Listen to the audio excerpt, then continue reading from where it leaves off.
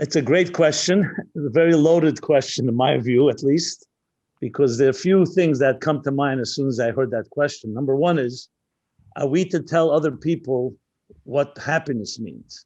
In other words, let's, for example, think that I feel that being religious and spiritual makes you a happier person. So is it my right and my obligation to preach that gospel, even if in my opinion that's the case, or vice versa? If I think that religion or spirituality will make you unhappy, is that my position? So I think this question has to be looked at from several different angles. In addition, of course, it provokes the question, what is happiness? What defines happiness? Let's say somebody who's a natural musical talent chooses not to pursue music, and it remains dormant and remains unrealized in their personality. And they say they're happy being a carpenter, even though they may be a mediocre carpenter. And you know that they have musical talent, but they claim to be happy. So how do you address such a thing? So in other words, what I would say the following in answering all these questions, I would define happiness, not just whether a person is smiling. You know, you have clowns that smile and they're crying inside. We can all fake it, and we could also fake it till we make it and not necessarily be truly happy. So I would define happiness as expressing and actualizing who you are. If you try to be someone who you're not, ultimately you will not be happy. So, of course, I'm not talking about instant gratification and quick fixes or anything that gives you a sense of joy or high for a moment. I'm talking about serious happiness and wholesomeness. So it's being aligned with who you are. Now, then the question, of course, has to be asked, is religion and spirituality, and I will separate the two because it's vital. In many cases, they don't come together, even though I believe they should come together. But in many situations, they don't. Is religion aligned with who you truly are? So many people will say, you know what? I grew up in a religious home. I went to religious schools. I grew up in a religious environment, a synagogue, a shul, wherever it may be, regardless of denomination. And I came to discover that it was not me. It wasn't making me happy because it was not my natural me. It was like imposed upon me, different cultural traditions and rituals and so on. So then a person will say that didn't make me happy, so I've left.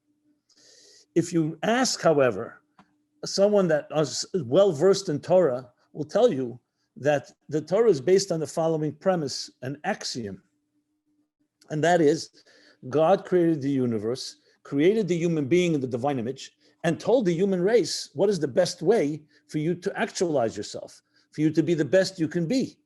And that's what Torah is.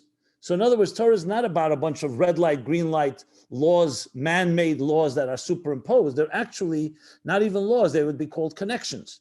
Connections means that when you follow these guidelines, you're following the cosmic blueprint of existence. Let's call it this way. The Torah would be then considered to be like the operator's life manual, a life operator's manual. So of course, if you follow it, that makes the machine work well. When the machine works well, it's a happier machine. If you don't follow it, you end up being self-destructive. But that requires a spiritual take on Judaism as opposed to a ritualistic take, because that means the word mitzvah then does not mean commandment, it means connection.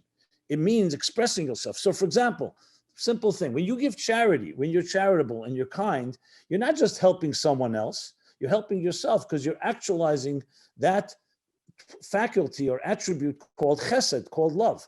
So when you give love, you become a healthier person because it exercises and expresses the love within your heart and soul. So in that sense, there's no question. When you look at religion as being a spiritual system of helping understand and align ourselves to who we truly are, there's no question you'll be more happy and more actualized. But here's the big caveat, which I would love to hear everyone else speak about as well. Most of us were not educated that way. Even in the religious world, that's not what we were taught. They were taught, do this, don't do that. You do this, you get rewarded. You don't do that, you won't get punished. It all comes down to a very childish, almost juvenile approach of do's and don'ts, and is not necessarily connected that you feel it's integrated in your system. So obviously, a religion of that sort is not necessarily going to bring happiness because it's going to just create conformity and ultimately even resentment and anger, especially when you experience abuse and other negative experiences in the name of that so-called religion, which from my point of view is not really religion, is just masquerading as such. So that's my short take on this big question.